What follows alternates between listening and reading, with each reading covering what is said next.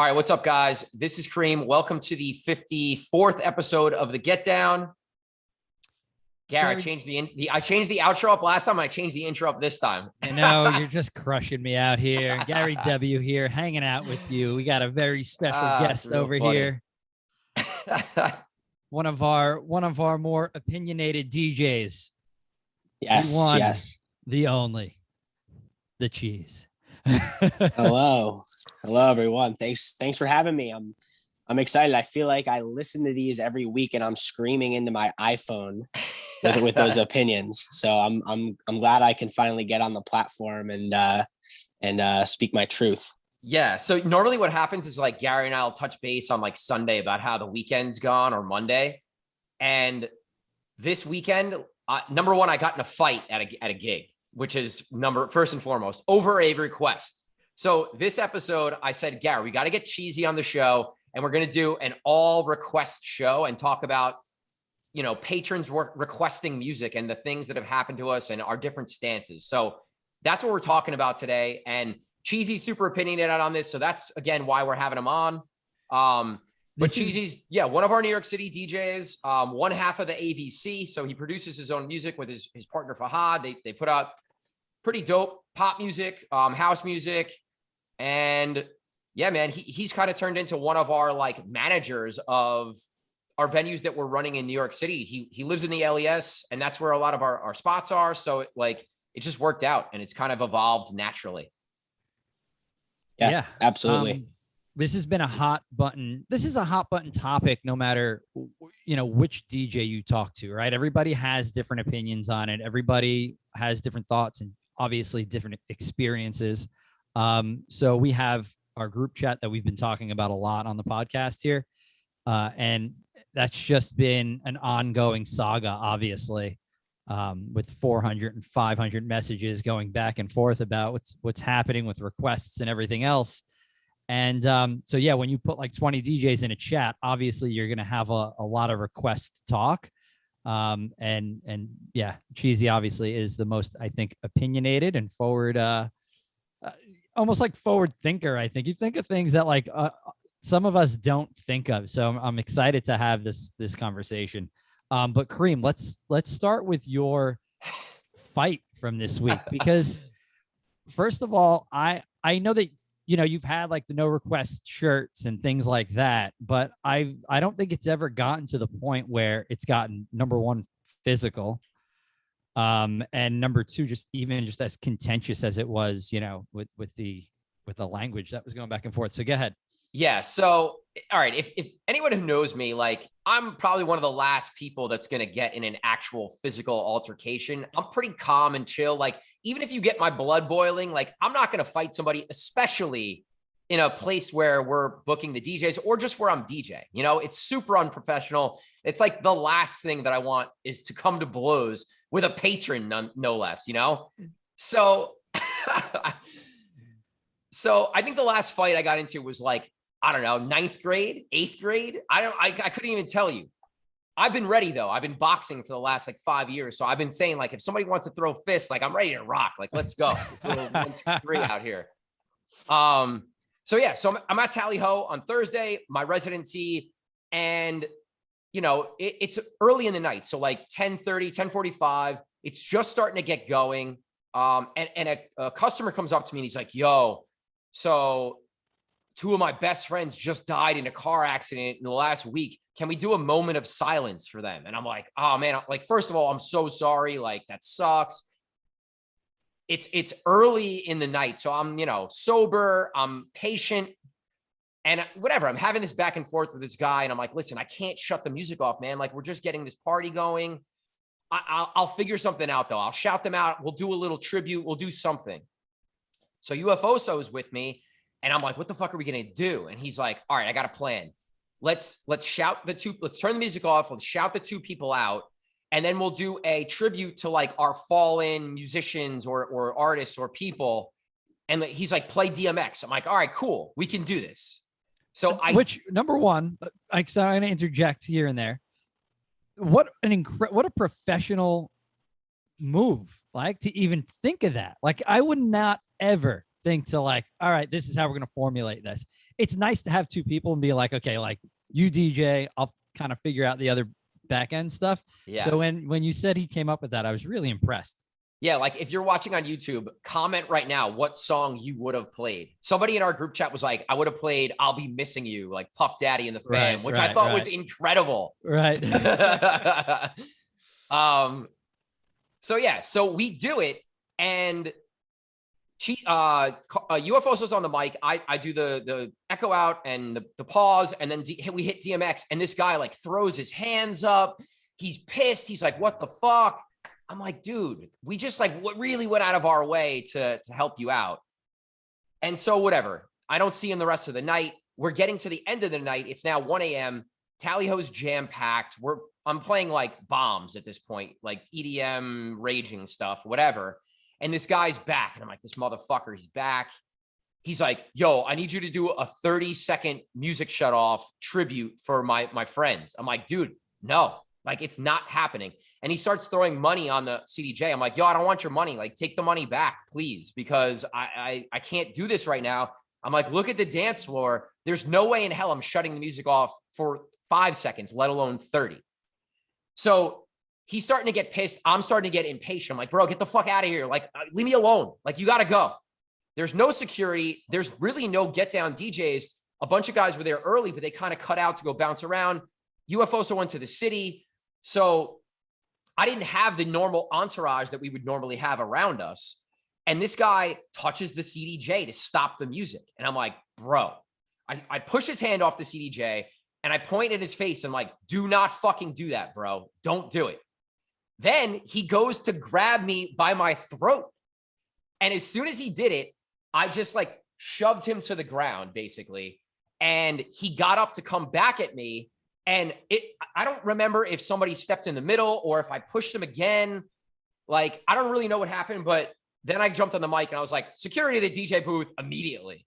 And they just like yoked this guy up and dragged him out. And it was really funny. We were all like laughing about it later on, but yeah, like the guy grabbed me by my throat and I had to like throw his hand off and push him to the ground. He was wasted, beyond drunk. And I was like shocked. I couldn't believe that just happened. You know, the minute somebody steps over the line and like touches the DJ equipment, like it's over at that point, right? Like he deserved to get hit at that point. You need to get thrown. You need to get thrown out. But what the reaction, because it's happened to me before, because at one of the venues I was just like on the floor, one step up, and people walking by, and they were walking by and they just reached over, like touched the CDJ, and like you get pushed out of the way at that point, like. Yeah. You know, like you're going to physically get moved off of this stuff because you're affecting your performance, right? Right.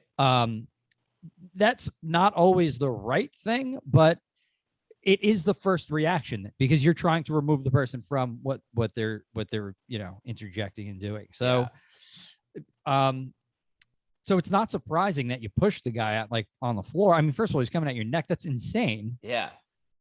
I've never heard of a story such as this. This is crazy. You know, I wonder if he even knew what he was doing, touching the CDJ, because I've had friends of mine come like when I was DJing and like pretend to like do like a wicka wicka and the music actually stopped and they're like, oh shit, like what did I just do? Right. I don't know who he was. I'd never seen him there before, but like when I told him, no, I'm not shutting the music off, he then touched it. So it would make me think that he did know what was going on. Yeah. I don't know, but it was hilarious. Like after everything happened and they dragged him out, I literally jumped on the mic and shut the music off and was like, this motherfucker just put his hands on me. I'm like, yo, this guy was trying to make a request. I said no. And he tried to grab my throat and like the whole place was dying. And then I hit the music again. Like, let's fucking go. Oh man. I don't know.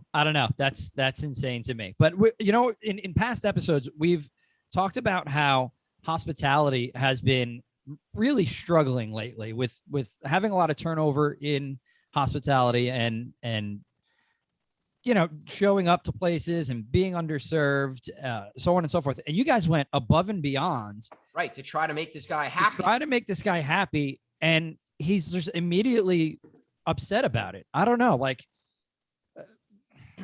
it's just like selfish. It's just like not recognizing, you know, the situation. I understand like this guy goes through a traumatic experience, but like you got to read the room a little bit, you know? It's pure selfishness, which is what a lot of these requests come down to. I'm sure we'll Yep. get into more, but it's purely like about me and not about the night and the venue and the party. It's just like, do what I want because I'm feeling some type of way. And it doesn't work Right. that way. You know, a lot of people think they're the main character of the story when they go to a club, and it's like, you're not, Yeah, right? like you're an extra. Yeah, exactly. Like you're not even in the credits. Yeah. There's So yeah, a- I man, mean, that's- I think I'll get into what how my stance on requests has evolved over the weekend. But again, like that happened. And then throughout the rest of the weekend, I just had so many other ridiculous requests. Like, can I sing happy birthday on the microphone when someone asks for a shout out? Like, I don't know. People were just, something was in the air, full moon. I don't know what it was, but it was just a bunch of ridiculous stuff. So I want to turn it over to Cheezy and like really get into how you handle requests and some of the things that you've been doing, because your TikToks and your Instagram and like you're rocking a lot of like no request shirts and hats and like doing TikToks around requests. So talk to us about it. Yeah, absolutely. So first off, I want to start off and you know, let everyone know I'm a big no request guy. And for anyone listening, whether you're a DJ, whether you're not a DJ, I think there should be this stigma for making requests. And I think that people should understand that making a request to a DJ is in itself rude. I think there's 4 things that need to be kept in mind when you're making a request. The first one we already talked about, but it's ridiculously selfish for you to come in and think that someone should just play your song because you want to play it. You don't care about anyone else in the spot. It also, the second thing is that now you're saying, hey, as a DJ, I don't believe in you. I don't believe in your abilities. And so I need to make a request. Third thing to keep in mind is it's distracting. If I'm trying to work and you're coming up to me and talking to me, you're taking me away from the work that I'm trying to do. Right. And then fourth, I think this is something that happens for maybe 80 or 90% of my requests. I'm going to play the song that you're going to request anyway. There's no need for you to request Olivia Rodrigo. That song is going to get played. Okay. Like we're all about it. Right. So to me, those are like the four big reasons why you should just never make a request to a DJ at all.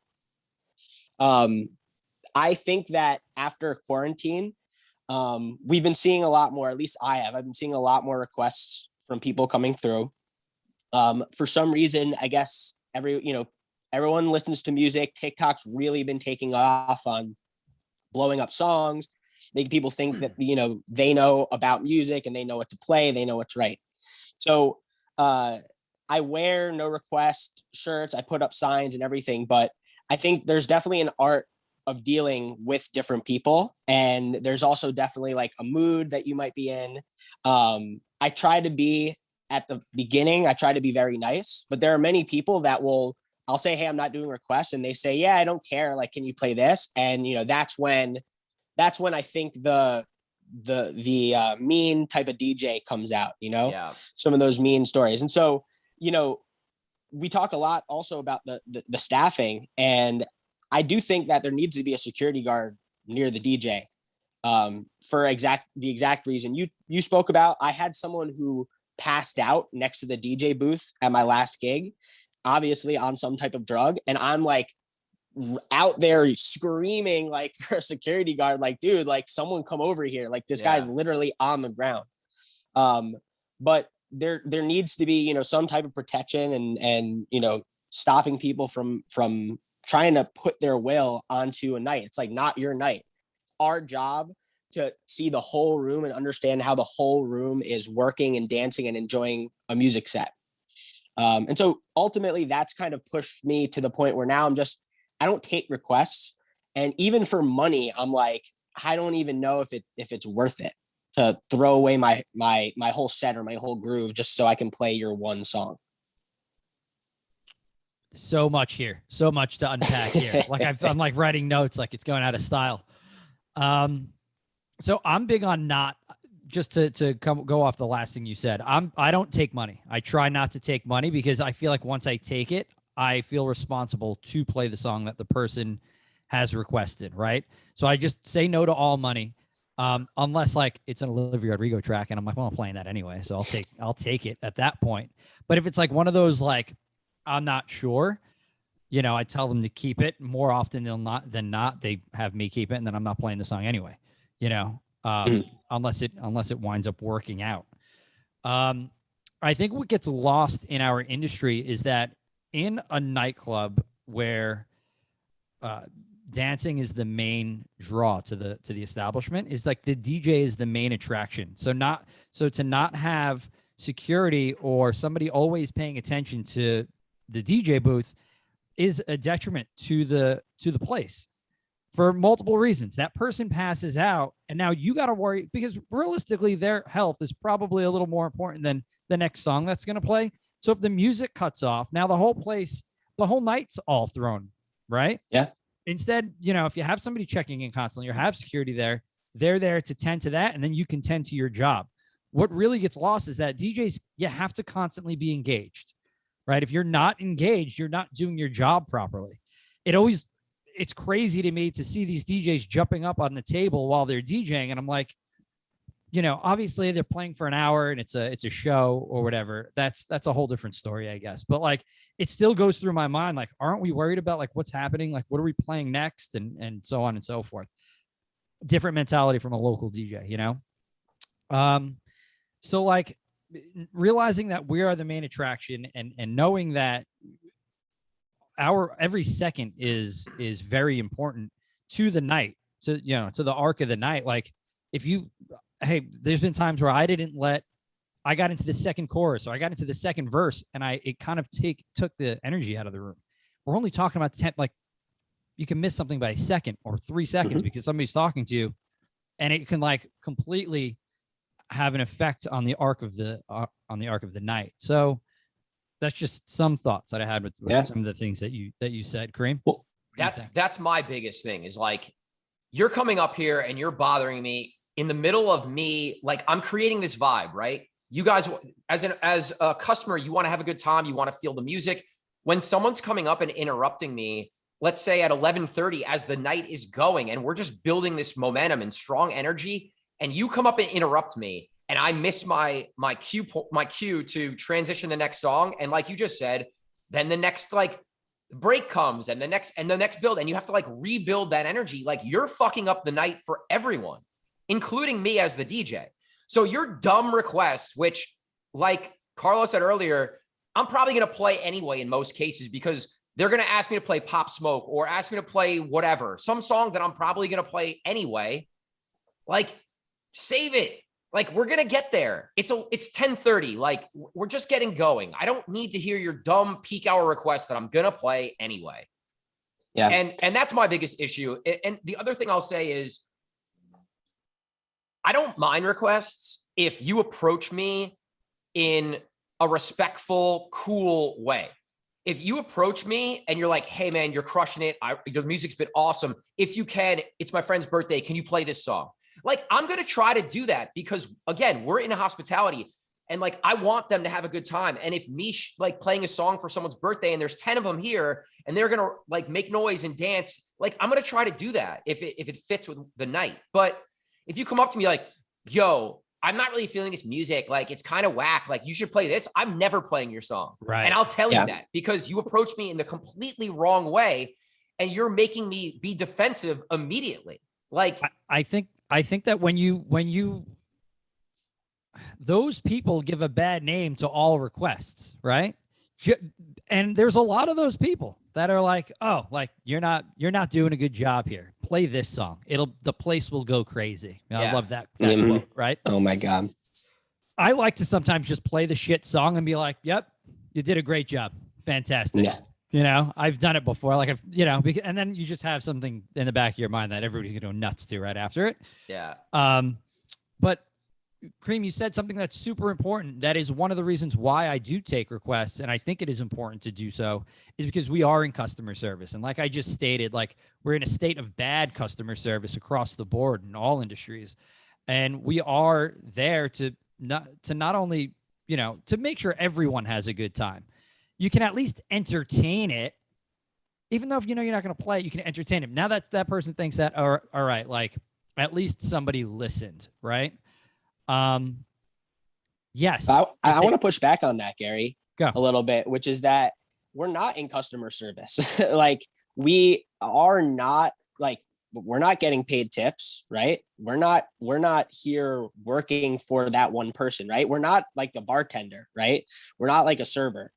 We are there first off at the behest of the establishment and the management, and we're there to do something for the whole crowd, not just for one person. And so when it, it's not that we're there for customer service, right? We're really crowd control.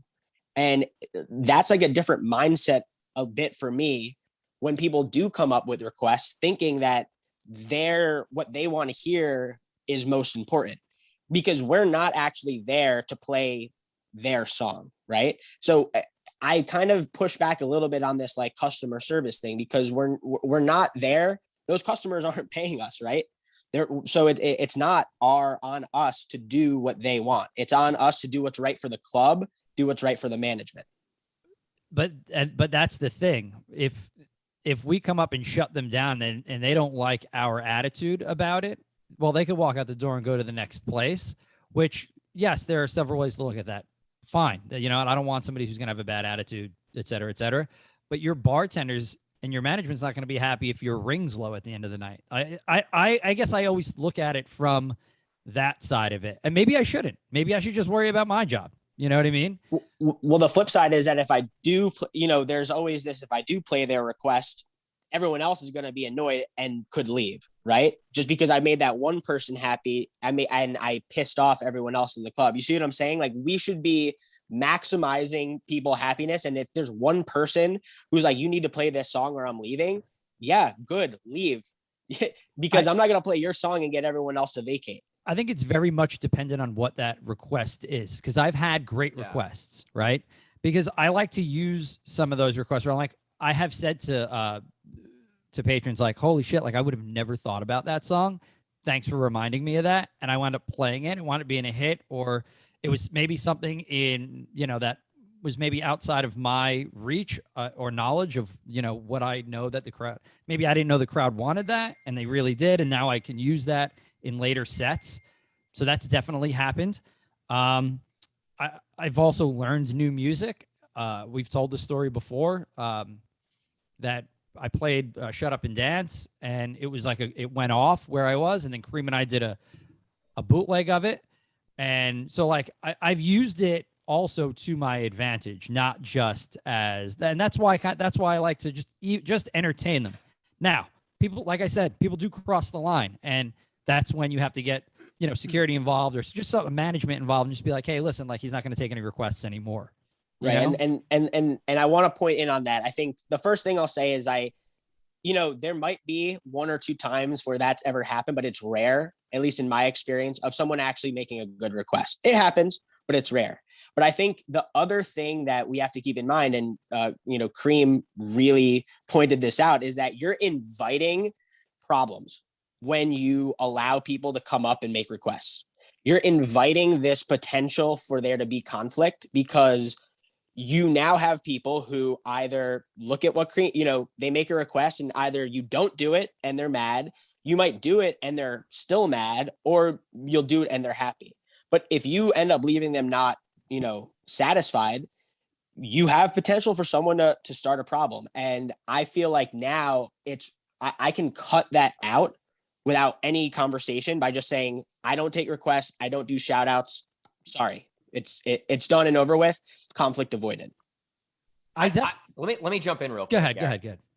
I think this also matters. Like Gary and I, a lot of times are looking at, while we're DJing, like we're also sort of like a manager in the room because we're booking all the talent. So like, I think that plays a role in me easing up on my no request. Cause I used to be like you, Carlo, like, no, I'm not taking your request. Like I'm the professional here. Like maybe, like, sure, maybe I'll play it if I get to it. I don't know, but leave me alone. I'm doing my job. I've eased up on that a bit. If I'm being booked to play in a club, don't talk to me. Literally, don't talk to me. But I think when you're in a bar setting, like listening to requests, especially like an open format bar setting, I'm more open to it. I'm more okay with it. You're more like accessible, like all the clubs I play, there's a stage and there's security guards and there's whatever. Like no one's coming up to me anyway. So you have that layer. In a bar situation, none of that exists really. Yeah. That I can think. Like I don't play in a ton of bars, but the ones that I do, like I'm accessible. Anybody can walk up to me. There's no security guard. So I don't know. I think like Gary said, sometimes it's refreshing to be able to interact with the crowd and see like who's in the room and what they're kind of feeling. And if there's a birthday party or if there's a big group, like you kind of get a little inside information that might help you later in the night to have a better set as a DJ. But yeah, you hit the nail on the head because that is what it is, right? It depends on your venue. And what you're, and you're right. Usually the venues that don't want you taking requests have their DJ booth set up in a way that it's almost impossible to do so. Look at the Ashford. The Ashford was built literally, so you can't take requests. yeah, and they still try to make requests there. Unfortunately, there's that little ledge over your right shoulder. But like, listen, I'll collect the $20 every time. Because yeah, listen, you want to throw me $20, I will figure out a way to play your song unless it's like absolutely terrible. Yeah. So I let's talk about that. Well, I would love to talk a little bit about like how does somebody come correct, right? Cream, you kind of said it already, but like how does someone come correct to you with a request that's gonna get played? You know, start with a compliment. That's the number one thing I think. Yeah. Make me feel warm and fuzzy right off the bat. Like, yo, you're crushing it. I'm loving the music. I'm really feeling this. Start like that. Or, yo, we came here to come see you or whatever it might be. Right. Make the DJ feel like they're happy, like they came here for you or they're really enjoying their time. You know, my big one now is if you ask for my social, right? If you're like, oh, like, what's your Instagram? Like, I want to follow, like that puts you in my good graces. Yeah. Right off the bat. Yeah. Now, oh, sorry, Gary, go ahead. I was just going to say just something else that you were talking about, like post quarantine and requests coming out of quarantine. I also think that DJs, we got so used to playing whatever the hell we wanted over quarantine because we were, you know, it was our own show on Twitch, right? And now you step back into the club environment. We've talked about this exhaustingly, but you step back into the club environment and now you're not just DJing for you and your immediate followers. Like you're DJing for all of these people that are in this establishment and you have to be a little more open-minded. And I thought that was, you know, that makes things a little more difficult when it comes to taking requests because we got so used to not doing so for so long. When I was DJing during quarantine, when it was like seated and people would come ask me to play songs, I would play every one. Because like it doesn't matter. There's no dance floor. I'm not going to kill a dance floor. I'll play anything. Like if there's customers that want to hear stuff, I'll play anything. And that also opened up the door for me to now take a few more requests than I normally would, or at least be more patient through the process. Right. But to bring it back to what Cheezy was saying about like how to come correct. I mean, for me, like you want to like come correct with a $20 bill in your hand and like, that'll open my ears real quick. Like you can buy me all day, like throw $100 bill down. Like I'm more open to doing whatever you want or just figuring out a way to make it happen because like why not? That's a tip. And it's one song that I might play for a minute. Like, and that's a lot of money for a DJ too in a night, right? Like $20 is a good amount and forget about it. $100. I mean, you can get a lot. So yeah, I mean, I'll play anything pretty much. And then also timing too. Like people will sometimes come if it's late, right? Like after 3 a.m, and someone wants to, and it's like, okay, things are dying down a little bit. You came correct. All right, cool. Like fine. Maybe here I'll do it. But there's something about, I think, especially people coming up to make a request while you're setting up. That's like one that like, if you do that, I will specifically push off playing that song for as long as possible. Yeah. And then also if it's prime time and everyone's moving, right? Like it's one thing if the crowd's not feeling you and someone thinks that they can come up and give you a request. But if the crowd's like going crazy and someone comes up with a request, it's kind of like, dude, I obviously know what I'm doing, right? Yeah. Like I don't need your help here. Yeah. Real quick then. What happens when the manager comes up and the place is going crazy and tells you, hey, this isn't the style that we play here? And it's like, well, I don't, because we've both dealt with this in the same location. Like, how do you even cream? I've done How this do you before. even do? You have This is how I deal with it. I say, listen, I'll do whatever you want, whatever you think is the right thing to do. But look at the dance floor right now. I don't think this is going to work. I'll do it, but don't blame me if the dance floor clears out when I change the music to whatever you're asking me to do. Like, if I think it's really not going to work, if I'm playing EDM and they're like, yo, play a little current hip hop, I'm like, all right, yeah, I got you. Like, we'll figure it out. We play open format anyway. Like, let's do it. But if it's like, play fucking, I don't know, Shout, and I'm in the middle of playing like Chris Lake, and I'm like, no, man, like this is not going to work whatsoever. I think this is more of a pop versus EDM, pop versus like hard hip hop.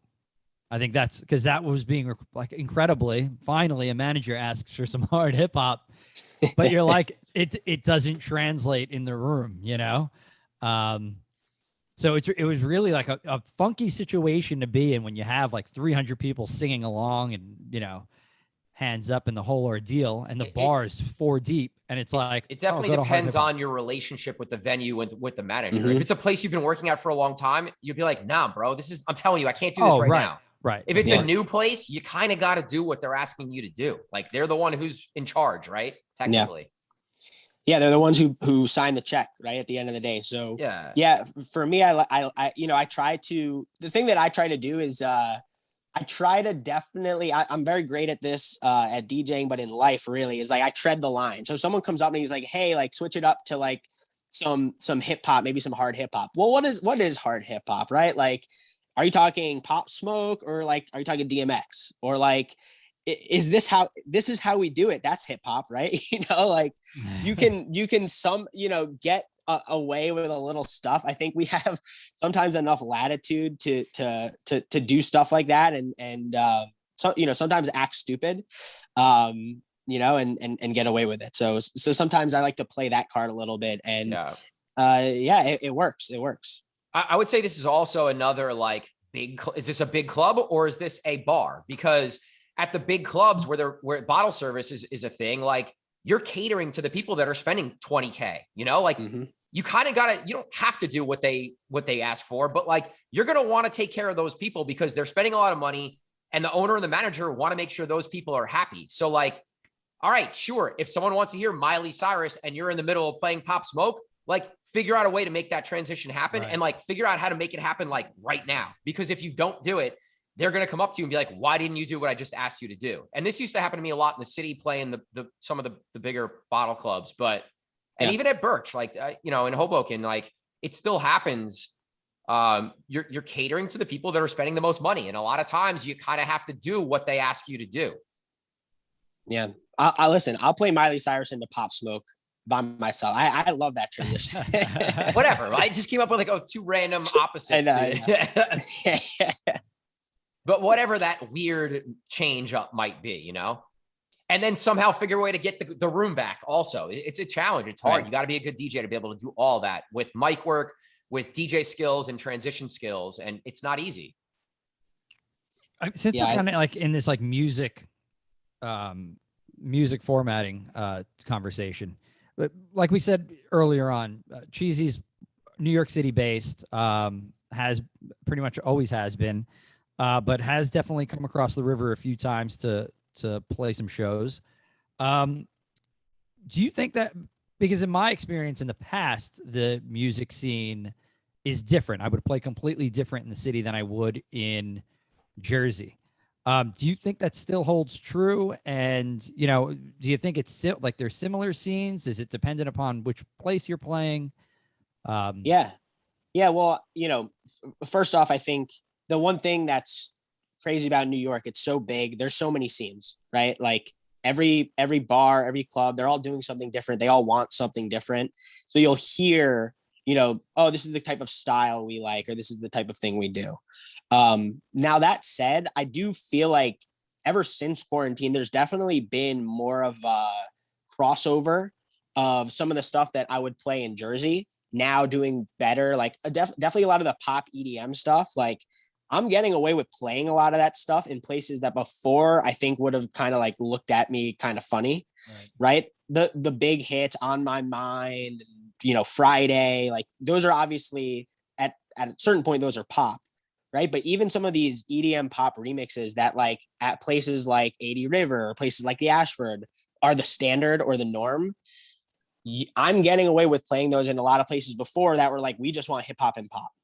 So I think people are definitely growing into just being more attuned with different genres.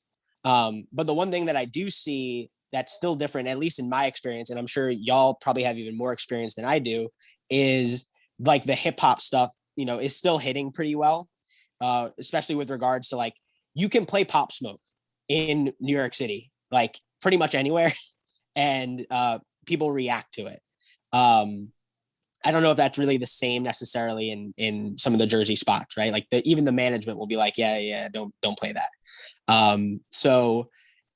Also now, you know, DMX passing, you can play DMX everywhere, right? It's kind of like, it's an enshrined throwback type thing. So I think it's funny you were talking about this because I was just last week at 626 and I had been sort of doing New York spots for maybe about a month or two in a row. So for getting thrown back into 626, I was like reminding myself about some of those club hits that like actually work really well there that I haven't been playing at some of the other places, right? A little bit more EDM stuff, a lot of Latin stuff was really hitting that night. A lot of the sort of like Megan Thee Stallion type hip hop songs. So it's fun, you know, as a DJ to challenge yourself sort of in that way. But yeah, I'm seeing differences, right? And you never know going into a night. And I know, Gary, you plan tirelessly for a 626 set. Yeah. Yeah, I go in and I'm just like, all right, we're gonna figure this out. I usually will plan like 5 or 6 new peak hour tracks and then plan my opening set there, because your opening set there can be completely different every time you walk in, which is a lot of fun. But that place, I feel like you can be you have to be very versatile. And I feel like 626 is a perfect marriage between what you're playing in New York City and what you're playing upstairs at the Ashford, and then like throwing in some other venue specific stuff, you know. You know, and I had a situation there where one of the servers who I'm friends with came up and was like, hey, you know, this big paying table really wants to hear this one song, you know? So I'm like, all right, like that's a situation where we're all in this together, right? Like us and all the people working. So I'm fine doing that and fitting the song in. And like that allowed me to go into like a little bit of a Latin type thing, you know, Mama de la Mama stuff and things like that. So sometimes you can have fun with it. But again, like that's not people coming up. That's like an actual person who works there being like, well, this is going to make us more money. Yeah.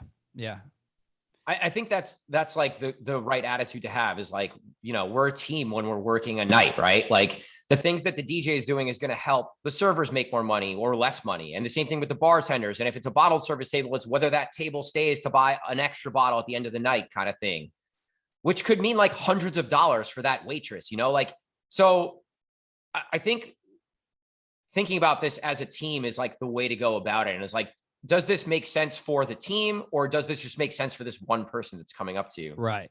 But that's a major distinction. But yeah, like I think jumping in on this conversation about New York and New Jersey music, like when I used to play New York City way heavier, there was like a line in the sand. All right, when I'm going to New York, this is how I'm playing. And it's going to be 75% hip hop, maybe 10% like EDM stuff and just the most popular stuff.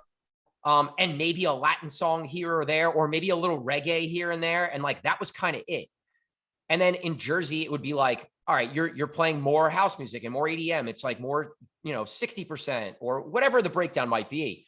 But I think with Spotify and Apple Music and all this stuff, and just like Latin music to me is so popular right now. And it's more mainstream than it's ever been. And I think like all these genres are crossing over. Like J Balvin did a track with Skrillex, and like Skrillex does a song with Rick Ross. It opens up people's minds to be okay to like dabbling into different genres. And I think we're really seeing that right now, where most of my gigs, like it's open format everywhere. Like I'm playing a little of everything everywhere, except for specific spots that are like house clubs or hip hop clubs or whatever.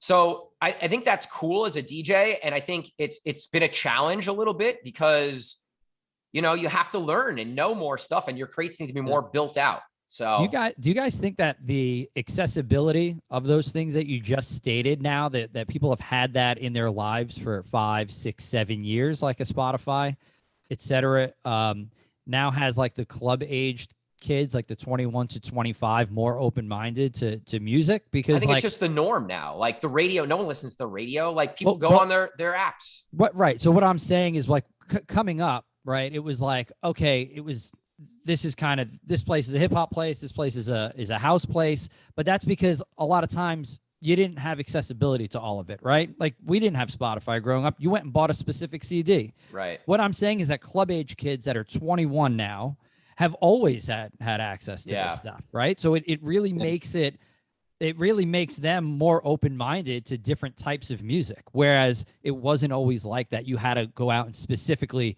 be into different music. No, I totally agree with that. And I 100% agree with that. And I also want to like put a lens on this, and this is going to age all of us, but think about 10 years ago where, you know, like what music in 2011, you start to get a lot of this EDM stuff, Avicii, Level, Skrillex type.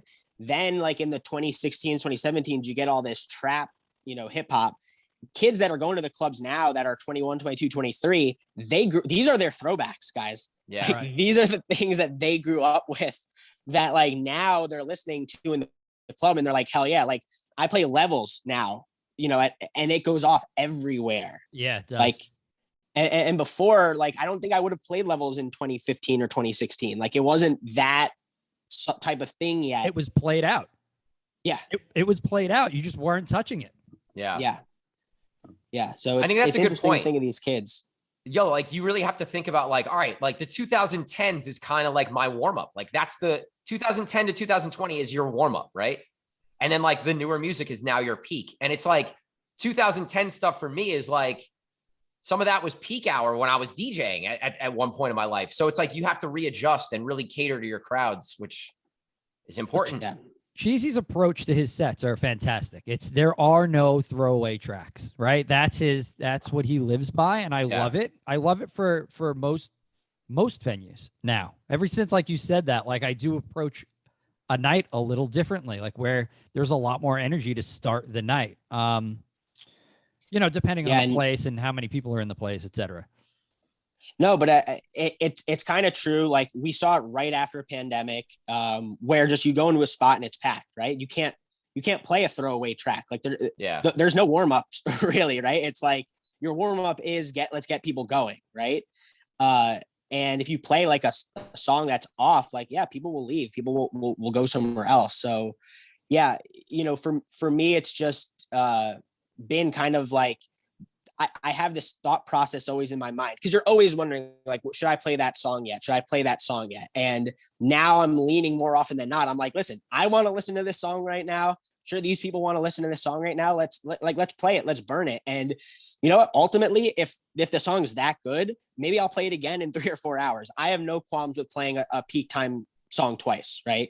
I know some DJs are iffy on that, but you know, you just can't. You don't want to lose people, and people are there. People are turning up earlier than ever.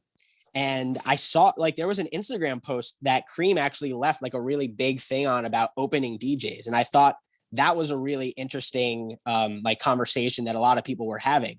But the opening DJ in 2016, 2017, like you were playing R&B and like some slower hip hop, like throwback 90s.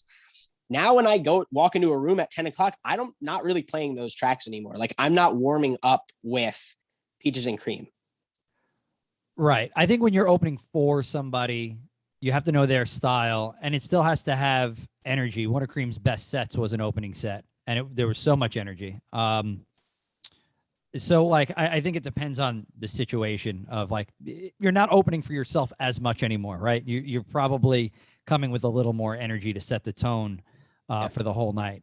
I think promoters and venues are like looking for that energy early now. Whereas like the only places where I would really start energy ever would be like Harris Pool or casinos or big New York City spots that opened at 11:30. Like those are the only places where I was coming energy off the jump back a couple years ago. But like now I agree with you. You can't start with slow, boring tracks that people don't know. You got to start and you got to go. And there's more than enough music to be able to play energy stuff from jump to close. And by energy, I just mean like it could be like a 6 in energy, right? You're not hitting a 10 early. You're going to still build a room, but you have to start with energy from jump. And it's going to be older stuff. It's going to be, the 2010 stuff we just talked about. You're not going to burn yourself, or you're not going to burn the headlining DJ by playing these big hands up records, as I like to call them. Like you shouldn't get on the mic early. Like there's a lot of things you shouldn't do shout outs. There's a lot of things that you can do to save energy no matter what music you're playing, and it's the other things that you do. Maybe not use effects. Like there's a lot of things, little things, subtle things that create more energy as the night goes on. So yeah. And like you said, the way I look at it is there are primetime songs that are maybe 20 or 30 years old that like I would still play, but that could be a good opening. That like at an opening time, it's a 7 or 8, but actually during prime time, like it can go. Yeah. But I think one thing that a lot of DJs that I see don't do, which really in my eyes sets DJs apart, is understanding that like as a DJ, you are entertainment. You are like the center of the night. So if you're in there, you're dressed like normal and you're just kind of like standing at the knobs and focused in on your laptop and like that's all you're doing, like that attributes to the energy of the night. Versus if I see a DJ who's out there, like they're dressed in something really cool or something ridiculous, or at least just like piques my interest, and like they're out there and they're having a good time to the music that they're playing, that's infectious. And I see that a lot with people who like, if I were just playing music and standing there, they might be like, whatever, but they see me dancing or they see me like having a good time and they're like, oh, the DJ's having a good time. Like I could be having a good time. Yeah. Well, I think that's something you do really well. I mean, that's part of your brand, right? And that's something that sets you apart. Like all these things, the way you dress, how you act while you're DJing, you're super energetic. You're always dancing. You're just rocking out. You're having a good time, and it is infectious. And managers hit up me and Gary, and they want you in their building because of that stuff. Not to mention you're a great DJ. And I think the no request thing, that's like now part of your brand too. And I think you should totally capitalize on it. And that will just further like people remembering you. And like, it almost reminds me of like the door guys that are like legendary because they're just like super dicks at the door or like just dressed like absurdly in New York. And like, that's kind of part of like how your brand is perceived. And I think that's so cool. And like, I think you found your own lane. And I think that's really important in the growth of a DJ and an artist. So you're definitely, you look at it as being an artist, and not a lot of people do that. And I think that's really important. To set yourself apart, you have to look at yourself and act like you're an artist and not just a local DJ. Yeah, when you get thrown into, I got thrown into a gig once where I was on a stage and I'd never been on a stage before, and that really was like a defining moment for me in changing sort of how I approach a lot of that stuff. Because when you're on stage, everyone's looking at you. At some point, there's someone looking at you, right? So that kind of changed the way I think about it. Like, there's never a dull moment. I hate being on my phone while I'm DJing. And like, sometimes you have to do it. But like, every second that I'm on my phone, I'm like, someone's looking at me. I know I agree. I think Carlos Melange was somebody who spoke about this too. It's like, I call my DJ sets and gigs shows because that's how I want to treat them, as if I'm going to perform. And people are paying, like, he's like, I look at myself like I'm Aoki. Like, people are paying to come in the door or spending money at a bar. Like, that's how I'm going to act. I'm going to come with energy. And like, he has his own stuff that sets his brand apart. But, you have to have that attitude, I think, to you have to be confident, right? You have to, this is like it's a sport, right? You got to have those things, those attributes to make it past being just a local bar guy, right? Like, it's important. Yeah, playing good music is only one step of it. And like, if we just wanted to play good music, a club would just set up a playlist, right? Like at that point. So I think it's an important thing to keep in mind. Man, jam-packed the show. I can't wait to go back and listen to this episode. Yeah. What do you think, Yeah. you guys? You think this is a good place to wrap? I don't know. Yeah. Does anybody have any more comments? Any thoughts? I think we've covered the gauntlet here. Yeah, boys. we could talk about this all day, like literally. We do talk about it all day. We do. Yeah. We can literally go into like the different types of requests, like the phone in your face, like the new thing is now like the sideways black screen with their requests from halfway across. Oh my God. room. All right. Listen, I was gonna say, do we have I know I have some funny anecdotes, and we can cut this out if it like doesn't make it, but I want to, if y'all too have any funny anecdotes of some of the ways you've dealt with requests recently. I know I always talk about them, but it might be fun to share some of those with the audience. I know with the black screen and the text, people will come with like a black screen and they'll write on with like either a Snapchat text or something, their request. So my go-to is I'll always have ready like a black picture with text on it. And it will either say just no request, or if I'm really mean, I have another one that just says go away, and I'll just stick it in front of their face, right back at them. It's like, that's the rudest way to make a request, I think. I actually like that way for someone to make a request, because there's no interaction, and all I have to do is look up, and they're not fucking annoying me, where it's like, well, why not? Please, can you play it next? Can you, like, they just show the screen. I'm like, oh yeah, I got you. And then I just go about my business. Right. If there's no interaction, it's quick. It's not someone pulling me away from, like Gary was saying earlier, like prepping the next song and thinking about the lane we're going to go to next. So I don't mind it. Yes, it's rude, but I actually have come to like that style of request, because I don't want to talk to you. Well, I had a scenario where someone was doing that, but instead of just showing me the screen, they were also then showing it to everybody else on the dance floor, and like trying to get everyone else like support into, like, for their requesting that song. Yeah, That's hilarious. So like I actually like that. It's inventive. Literally, I know, yeah, but I stepped out of the booth and I was like, cut that shit out, or I'm like getting security. Like that's like, no. And she requested "Gimme" by ABBA. It's like, I'm gonna play that. Okay, like you don't need to request ABBA at this place. Like I'm gonna play it. Yeah, incredible. Yeah, we've had some really good ones. I think my favorite one from this past weekend, I'll share. Someone came up and they were like, hey, like, it's my birthday. I know you don't take requests, but I was just wondering. And I just cut her off and I said, oh, it's your birthday. You probably should have paid for a DJ. I'm sure she was thrilled. Yeah. I just said it with a big smile on my face. So she's like, not sure. Is he joking? Is it true? Too funny. Yeah, I think the no request thing really brings like a lot of these situations about for you. So it's got to be really entertaining. Like they want to test you, probably. Yeah, exactly. I mean, it's a thing you see all the time. Like I'll see someone read a no request sign and they get a sheepish grin. Like, oh yeah, let me go see what he does when I request, and like. So when I see that happen, I'll be like, oh, for you, I'll play anything, whatever you want, it's yours.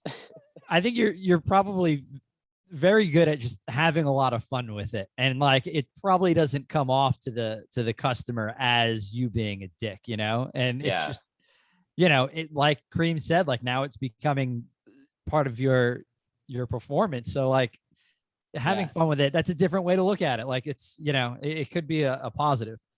Yeah. Well, I think a lot of people inherently know that they shouldn't be making requests, because what's like the majority way people come up to you is they say, hey, can I make a request? Right. So they're already like, the first thing they're doing is asking if they can make a request. So that makes it a lot easier for me when I can say like, hey, no, sorry, I'm not doing requests tonight. As if there's ever a night I do requests, but I'm just like, hey, tonight I'm not doing requests. Like, sorry. Right. So they know, and like a lot of them will be like, oh, okay. Like, that's fine. I get it. You don't take requests. Like, but I just think that there's something that people already know it's obnoxious. And so they're a little bit hesitant. Well, yeah, you can tell who the terrible people in the room are based on how they approach you, like straight yeah. up. Oh my gosh. I mean, that's literally, you can tell a lot about a person on how they go about making a request. Yeah. And one thing I've been doing now is I have like my Instagram handle up out there for people to see. So sometimes people will add me or follow me and then message me on Instagram. Like, See, hey, like play I this. think an ad or a follow is like, I'm more likely to do like make your request happen because you're helping me in some way. You're doing something that's helping my brand. I'm more likely, whether it's money, whether it's social media follow.